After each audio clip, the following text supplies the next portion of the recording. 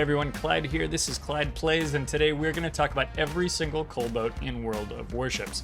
We're going to start with Tier 10 and work our way all the way down to Tier 3, and just say a little something about each one of the ships. This is not meant to be an exhaustive review of each ship, but more like a perusal of the catalog, if you will. We're going to look a little bit at each one, and maybe that'll help you kind of understand a little bit about the ships and their relationships to one another, and of course some of the costs that are involved. Now, one of the things I'd like to remind people when we do this kind of discussion is that there's this little coupon section up here at the top. If we click on coupons, right now we have these red coupons. Those aren't normally here, but these coupons down below are almost always available. They just rotate. So for example, I've got a ship's resources coupon. You can see I've already used it. In fact, I use it on the Ragnar for steel. We'll probably be doing a video like this about steel ships later. Stay tuned to the channel for that. But every 6 months, basically, in the summertime and then again in the holidays in December, you'll get a ship's resources coupon that you can use. For coal ships, I highly recommend using this for whatever the most expensive ship you're planning on buying in that 6-month period is. If you're looking at a Tier 10 or a Tier 9 ship, it's a great idea to remember that these coupons are there and to use them. There are coupons, of course, for upgrades and signals and other things that you can spend coal on, so it's a good idea to understand what's in this inventory. If you're new to World of Warships, make sure you explore these coupons. Now, let's go ahead and filter by Tier 10s. We'll start at the top, we'll work our way down. Now, presently, I have obtained all of the currently available Tier 10 ships. However, we know Forrest Sherman is coming soon. That's going to be my next Tier 10 coal boat, so keep your eye on that. Forrest Sherman, as we know, is a rapid-firing U.S. destroyer. It's going to be pretty good at fighting other destroyers, I think, but more details on that later. I do intend to make a video about this ship. I just haven't found the time. For now, let's talk about the boats that are available. Marceau is a French destroyer. It's very fast, has very rapidly reloading guns. You might wonder what the difference between Marceau and Clyde is. Well, Marceau has smaller caliber guns that shoot faster. Clyde has larger caliber guns that shoot slower. There are other differences. I think the torpedoes are slightly longer on one boat versus the other. I want to say Marceau, but if I'm wrong, someone will get me in the comments. And so, you know, there's some minor differences there. But at the end of the day, Marceau is a lot of fun to play. It's a run-and-gun DD. If you like that kind of play style, if you like the Russian DDs, if you like the French DDs, Marceau's a great thing to add to your stable. She's very fast. She shoots lots of guns a lot of the time. She's always visible. If you're a stealth DD player, Marceau's going to be tougher for you to play. But I do recommend Marceau. I think it's a good ship. We'll go to Salem next. Now, Salem is like a Des Moines, but has worse radar and doesn't get acoustics. It exchanges those things for this super heel. If you take a look at the heel, the specialized repair team, it's got 2 pluses here instead of just 1. Now, 2 pluses means it's a super heal. It's going to heal better than the Des Moines. So that is kind of a nice feature for the Salem. However, in competitive play and even in randoms, I really like Des Moines better than Salem. And that's because Des Moines has acoustics and radar at the same time. It also has defensive AA fire and a heal. The heal's not as good as that on the Salem, but overall, I think the ship is more survivable and generally just better because it's got more sensors than Salem. I still think Salem's a cool boat, and if you want a captain trainer for your U.S. cruisers, it's a good ship to get. But it wouldn't be my first pick. Your mileage may vary, and of course your opinion may vary as well. Let's talk about these concepts down in the comments below. Now, the Moskva is a venerable and old ship. It's been in the game for a very long time, and way back when, it used to be the Tier 10 in the tech line. When they split the Russian cruisers into 2 lines, we got Petropavlovsk and what's the light? The Nevsky. We moved Moskva over to become a special ship. Moskva is still a good boat, and with like what they did with the clan battle season most recently, where you were only allowed to take 1 of any given ship, Moskva started seeing some playtime. We also saw it in King of the Sea. It's a nice ship. It reloads. Its main battery is 220 millimeters, I think, and it reloads in just under 9 seconds if you build for that with upgrade modules and things. It's a pretty strong ship. It can have acoustics and radar, just like we talked about for Des Moines. It has a nice hull repair. I think it brings 65,000 hit points into the game, which is no small amount, and it bow tanks very well. It's not as good at some of those things as Petro is because, you know, power creep is a real thing, but I still think Moskva is a fun ship to have in your port. That 12-kilometer radar, this was the originator of that concept, so definitely a worthwhile boat to consider. And again, you know, we'll talk about captain trainers throughout this video. Moskva is a good captain trainer, and honestly, you can train your Nevsky captain and your Petro captain on here, and it'll do nicely for you in that arena. If we look at Yoshino, Yoshino is pretty good. It's a great fire spammer, loves playing at range, easily citadelable, of course. It is the Japanese super cruiser. I think its guns are 305 millimeters. They're big guns. Huge fire spammer, great at hitting targets from range, but you don't want to get too close. If you like that sit in the back play style and you're lobbing big HE shells, it does a good job. You get a lot of salvos that are 3,000 or 4,000 damage with this ship. Every once in a while you'll get a big one, but it feels to me like I get very reliable damage, even if it's middling or lower salvos, right? It's not like you're getting big, huge hits with this thing, but you will get a lot of fires. So I think Yoshino can be a lot of fun to play. It's a very specific play style. You got to enjoy sitting in the back and playing like you do. Napoli, I literally just got. I'm trying to get the hang of it. I like this ship so far. I think I've got like 2 battles in it.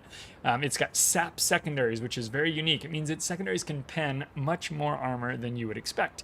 I want to say, oh gosh, I'm throwing out so many numbers here. I'm going to be wrong on some of these. I trust you guys will be gentle with me. I want to say some of its secondaries are like 30 to 45 millimeters or something. I don't know.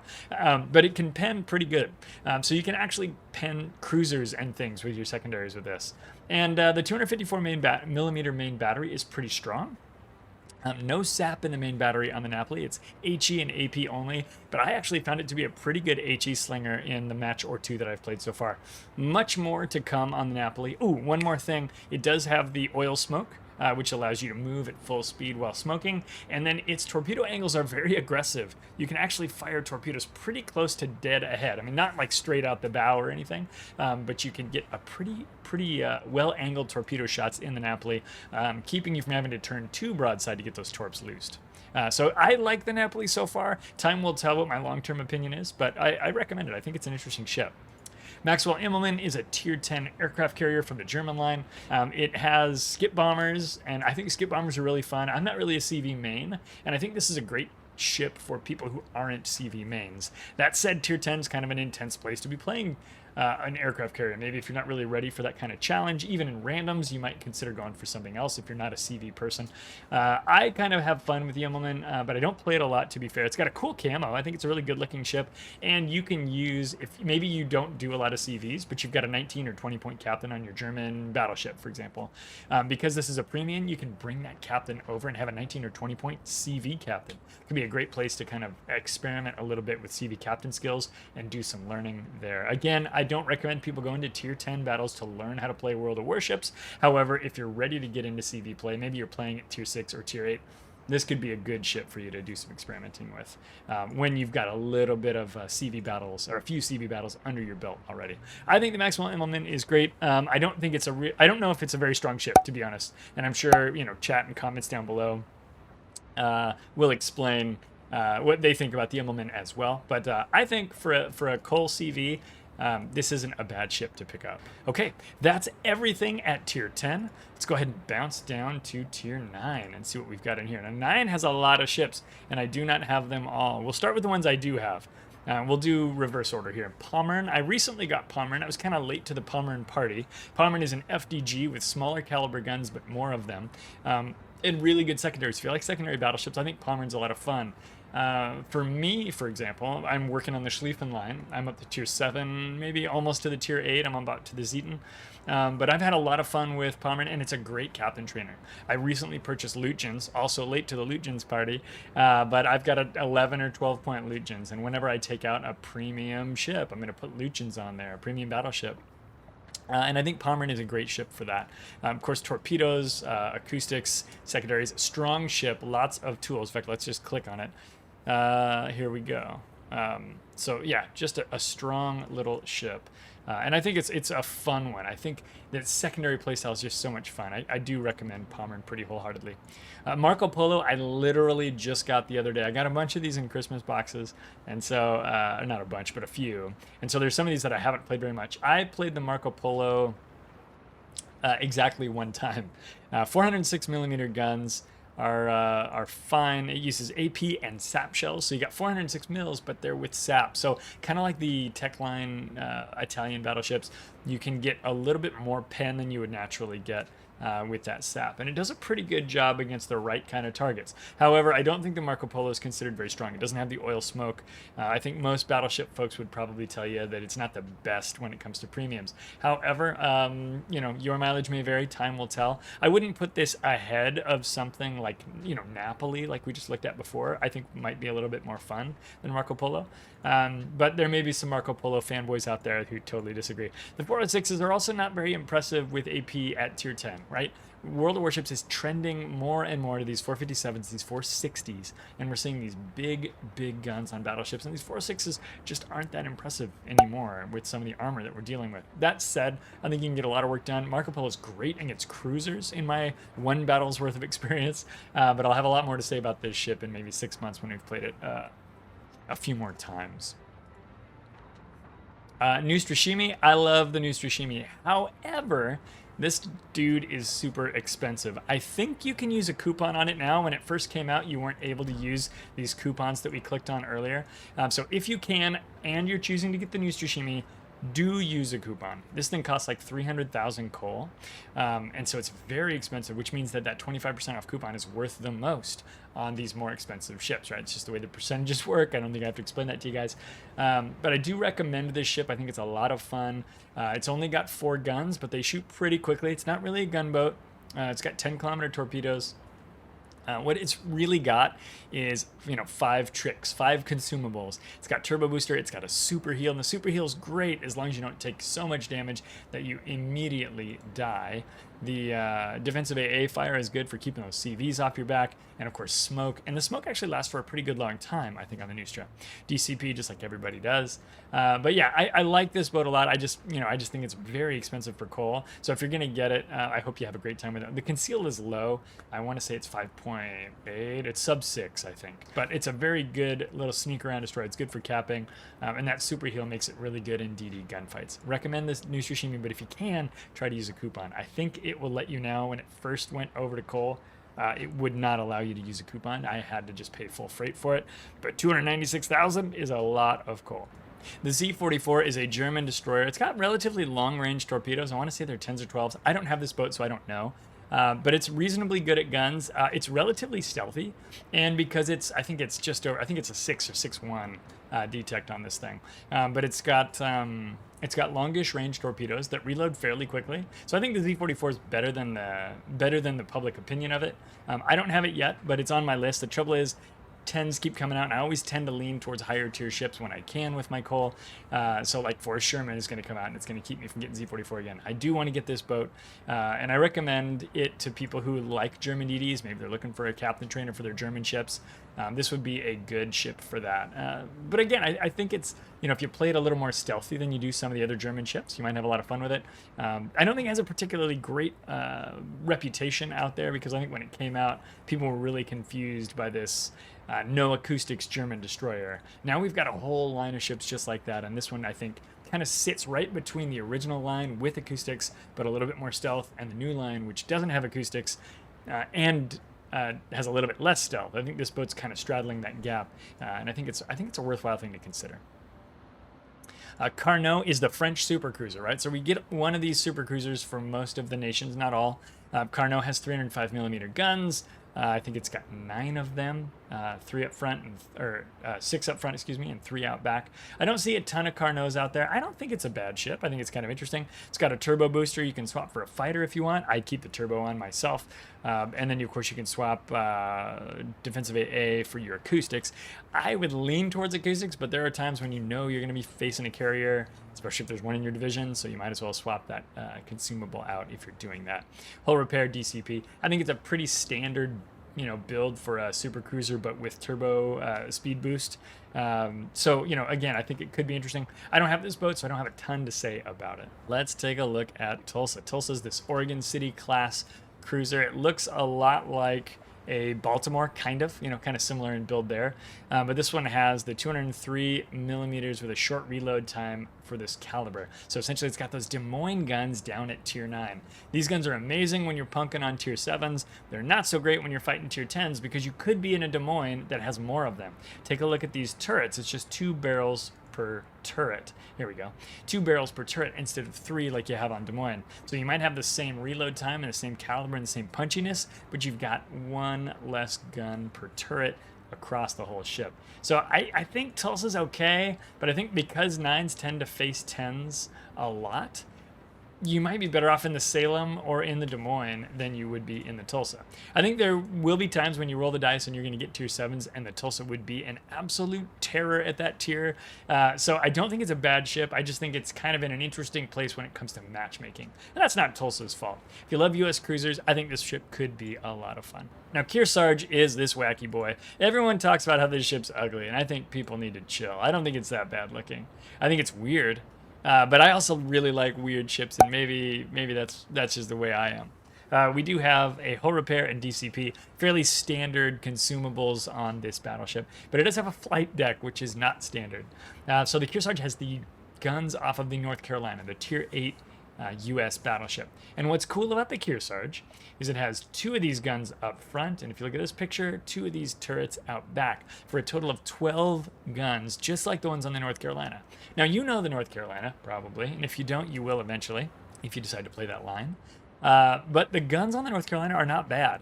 They're not great at tier 9 or 10, but they're pretty dang good at tier 8, and they can play up a little bit. And you've got extra guns on the Kearsarge. You can do that, plus the party trick of being able to launch some attack planes off the top and go drop some ordnance on the enemy. I think Kearsarge is interesting. I think it's weird, and I actually think it's a fairly capable battleship, even without the flight deck. This one is on my list, and I think maybe it should be on yours as well. Oh, there are no tier 8s. That's right. I always find that odd that there are no tier 8s in the coal category.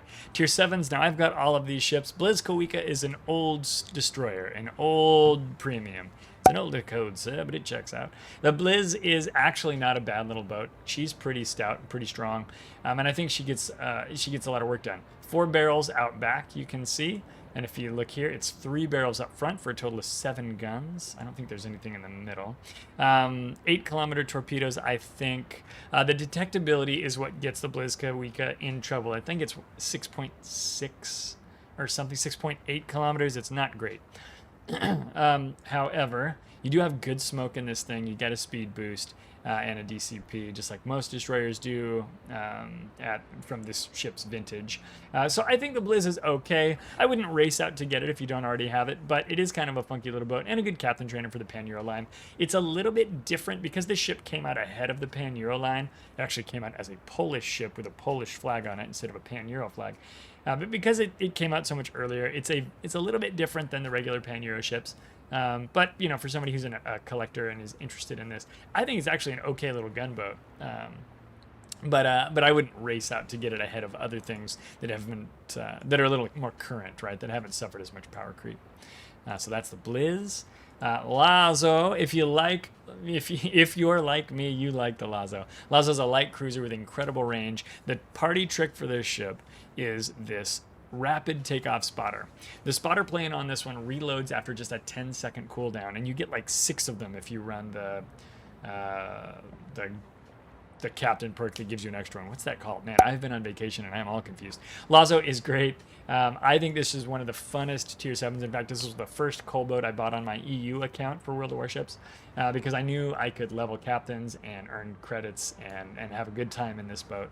I have a nice little premium that was kind of mid-tier for that account, which doesn't have nearly as much stuff on it as my NA account does. Lazo plays a lot like the Tech Tree Shores. If you enjoy the Shores play, go ahead and get a Lazo. Lazo's a better version of the Shores.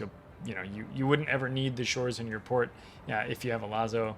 And again, I like it. It's a great destroyer killer. The AP works wonders up close, just like a lot of the Russian cruisers does, or a lot of the Russian cruisers AP does, against like tier and lightly armored targets. So do recommend Lazo. I think it's pretty good. Duke of York is a fun battleship. It's got acoustics. That's what makes this ship special. The gun range is a little bit short at, I think, 16 kilometers or 16 and change maybe. The trouble with the Duke, of course, is matchmaking is going to push you up against tier 9s. Unlike the Lazo, which can shoot very, very long, the Duke of York is going to have to get in a little bit closer. The acoustics help it when dealing with a destroyer, especially if you are alone and unafraid. You're going to be you're going to be more unafraid, I guess, because you've got those acoustics. I like the Duke. I think it's a worthwhile ship, and there's some cool camos available for that as well. Flint is an Atlanta with no radar, but does have smoke and acoustics, so that makes it kind of an interesting boat. Good DD hunter, good cap contester, but the very short-range guns, just like the Atlanta has, makes this boat rather vulnerable because you've got to be kind of close to make things happen. Islands are going to be your friend in the Flint. It's also a steel legend, so I think it's pretty pricey. Make sure if they let you use a coupon on it, you do. But I think this one is actually a good boat, and it might even be a better version of the Atlanta, right? That smoke is pretty powerful. Tons of guns on this thing, just bunches of guns. So I like the Flint there. Literally just got that boat today and haven't even tried it yet, but it's been around a long time. We know a lot about the Flint. Okay, we're going on down to tier, what's after 7? 6? Tier 6 has 3 destroyers in it. These were all ships that came out ahead of their main the nation's line of destroyers. So all of these were like testing the waters, if you will, for destroyers for Pan Asia, for the UK, and for the French lines. Now the Anshan is actually a pretty strong ship. What's cool about the Anshan, and kind of unique, is its camouflage gives you 100% free XP bonus, I think. It's based on a Russian destroyer design, so it plays like the Russians, slow rotating guns that hit pretty well, 8-kilometer torpedoes, and a speed boost. Of course, with some smoke, and that's pretty long-lasting smoke as well. I like the Anshan. I think it's a good-looking boat. This was my first ever premium in World of Warships. I bought it to do a mission back then, and I really do enjoy this boat. It's a weird country for me to have bought, but I was new and I didn't know any better. I think the Anshan is a lot of fun, but it's actually one of the cheapest premiums at Tier 6 in the game. I think it might be the cheapest premium. So if you're thinking about getting the Anshan and your coal is precious to you, it might be worth saying, well, I think I can get this boat for, I don't know what it is, $10 or $13. You can get it pretty cheap. It might be like 16 bucks. Anyway, if you decide that the dollars are easier to come by than the coal, you might consider buying it that way. Otherwise, I think it's 40,000 coal. Let me go back. Yeah, 40,000 coal. It's the cheapest one of these tier 6s as well, so that's worth considering. The Gallant is pretty powerful. The Gallant. I bet you the British say it's Gallant. If you're from the UK and you know how you guys pronounce this boat, please let me know. Is it Gallant or Gallant? I've been saying Gallant because of the Mitsubishi, but I bet you it's Gallant. Anyway, this ship here, the Gallant, is a British destroyer. It came out before the rest of the British line. It does have single torpedo launchers, which was, I think this was like the first destroyer in the game to bring that in and do that trick, which is pretty great. It might have been the first ship. I just can't remember if the British cruisers came out first. They might have. Has a cool camo. I like this green camo that it's got on it. I also think the detect is very low. The guns are okay. They don't pen quite as well as I'd like. You get a lot of hits. You'll get a lot of puny damage. But against another destroyer, that can be a really, really effective way to be. Or effective way to kill that ship. Now, you may notice no hull repair, no acoustics. Those ideas were not yet in the mind of the folks at Wargaming when the Gallant came out. And so this ship does not have that. It's a very normal-looking destroyer with just the DCP, smoke, and speed boost. And really, its big trick is the single-launch torpedoes and relatively low concealment. I like Gallant, and I think you might too. Oh, the AA on the Gallant is absolute trash. So if you're playing in a division with a friend with an aircraft carrier, don't take this ship. I want to say it's a single-digit number, like 2 or 8 or something. Very, very poor AA. Don't use it for shooting airplanes. The Aigle is great. I think it's a 6.8 kilometer concealment or detectability. It's got a really cool camo, the big X13 on there, DCP, smoke, and turbo. This turbo is a faster turbo. I think it's a 20% booster instead of an 8% booster. So you're going to find that pretty fast. Hits 43 knots when you're running the boost. Good little ship, great little gunboat. This one actually reminds me a lot of the Tier 9 and 10, the Mogador and the Kleber for the French line. And what's crazy about that is this boat came out before the entire French destroyer line, which usually that makes them kind of an odd deck, but in this case it actually fits nicely in with that line. I think Kleber is a good boat. I do actually, but I think the Aigle here is a good boat as well. And I would recommend it to somebody who likes that playstyle. It's a little harder to pull off. You know, sometimes at tier 6 because of the ranges involved.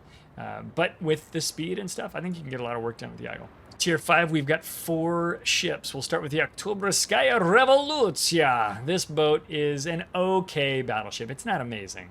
However, it's pretty cheap. How much is it? 53,000 coal for a tier 5 premium battleship. And with a coupon, right, comes down about 12,000. Gets a little bit cheaper, 12, 13,000 less.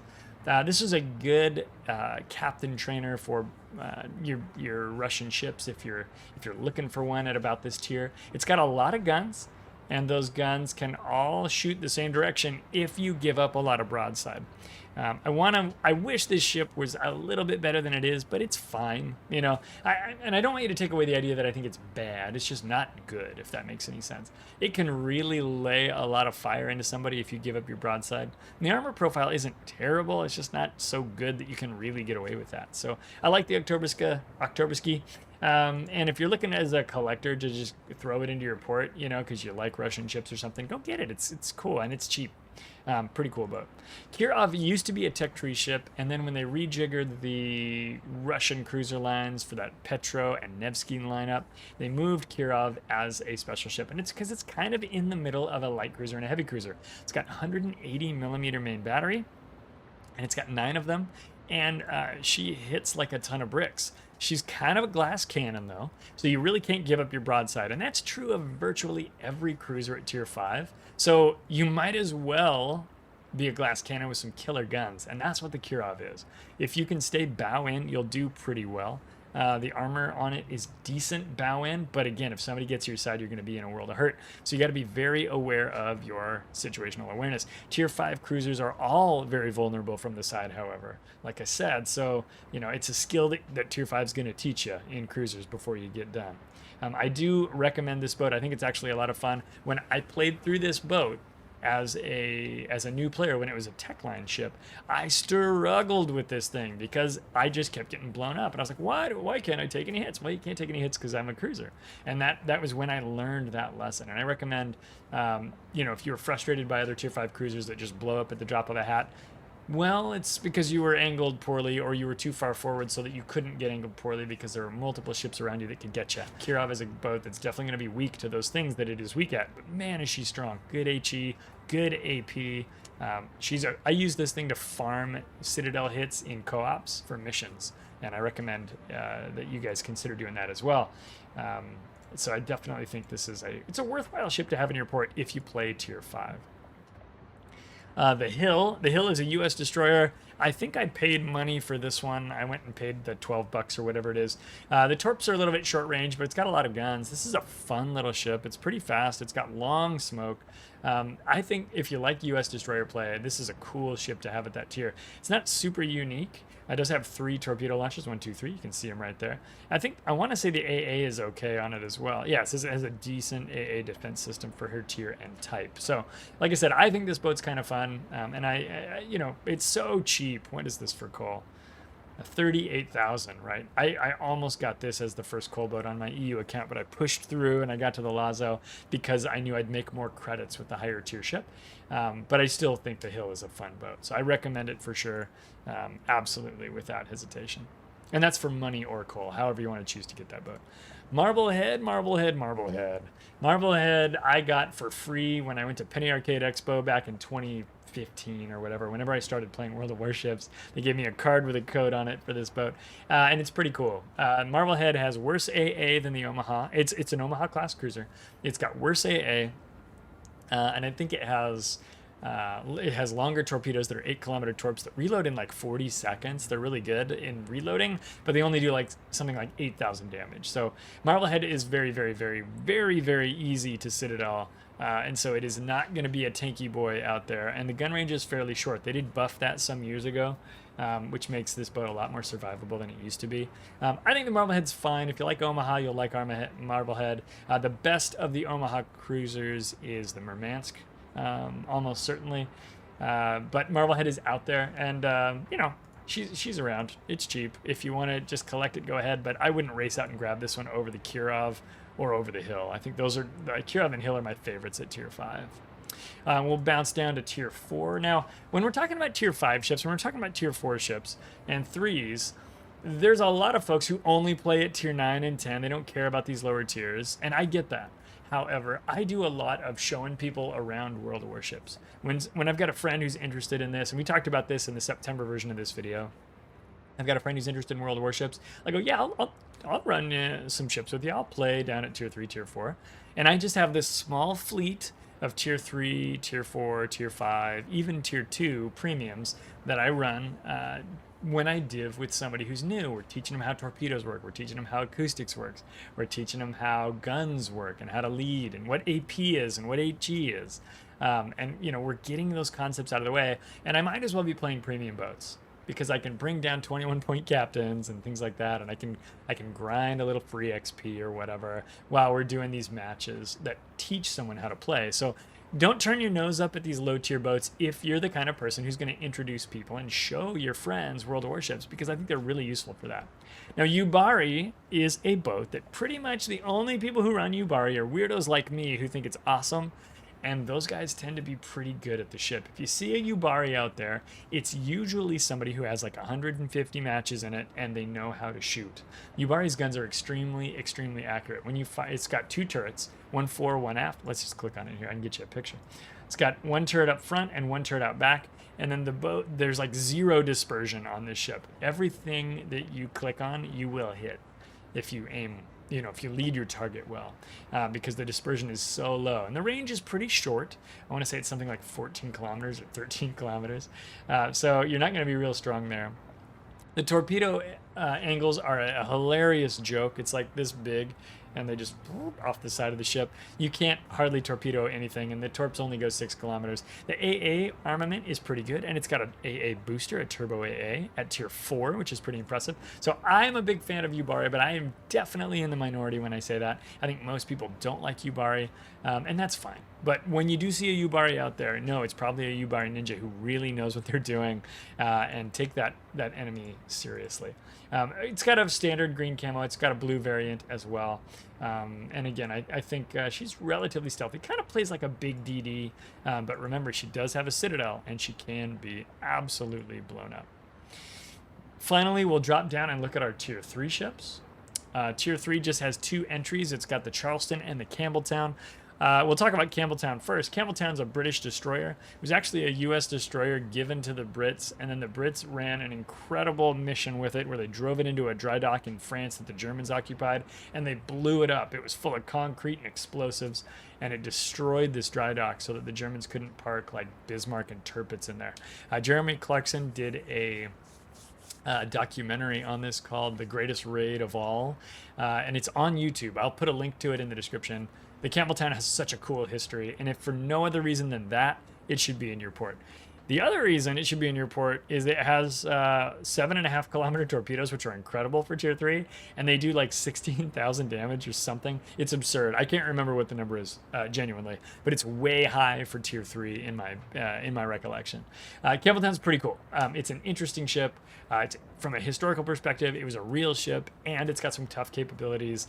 The guns, I think, are a little bit lackluster, and there aren't very many of them, if I recall correctly. And again, I only run this boat when I go out with friends who I'm teaching World of Warships, but, you know, like I said, for these ships that are low tier, it's 19,000 coal. If you throw a coupon on it, which I recommend you don't do, save those coupons for higher tier ships, but it's going to be even cheaper, right? It's going to be like 14,000, 15,000 coal, something like that. Charleston is basically a premium St. Louis, which there's a lot of ways to get this boat for free, I think, for new players if you use like invite codes and stuff like that. And I usually have my invite code in the description for all of my videos. If you guys want to use that or send it to a friend, I appreciate that. It's a good way to support the channel that costs you nothing. But anyway, Charleston is basically like a premium St. Louis. Everybody loves the St. Louis. It's got so many guns. It's a lot of fun. I have honestly not looked at the difference between Charleston and St. Louis because it's not a point that I'm really concerned about. I've got plenty of tier 3 ships that I can play with my friends when I'm showing them around, and so I haven't purchased Charleston yet. That said, you know, if you have it, if you decide to get it, it's pretty cheap, and it's a great way to kind of dabble with a premium ship and learn how you move commanders around, stuff like that for newer players. I wouldn't probably rush out to get it though. If I was getting one of these, definitely I'd get Campbeltown first. And that is it, guys. That is every single coal boat in the game. We've done a very quick and very dirty rundown of everything that's currently available in the armory. Now we're going to have some new ships coming out soon, so stay tuned. Subscribe to the channel if you like this video, if you want to get more information like this, and we will catch you in the next battle. Take it easy, and we'll see y'all later. Bye.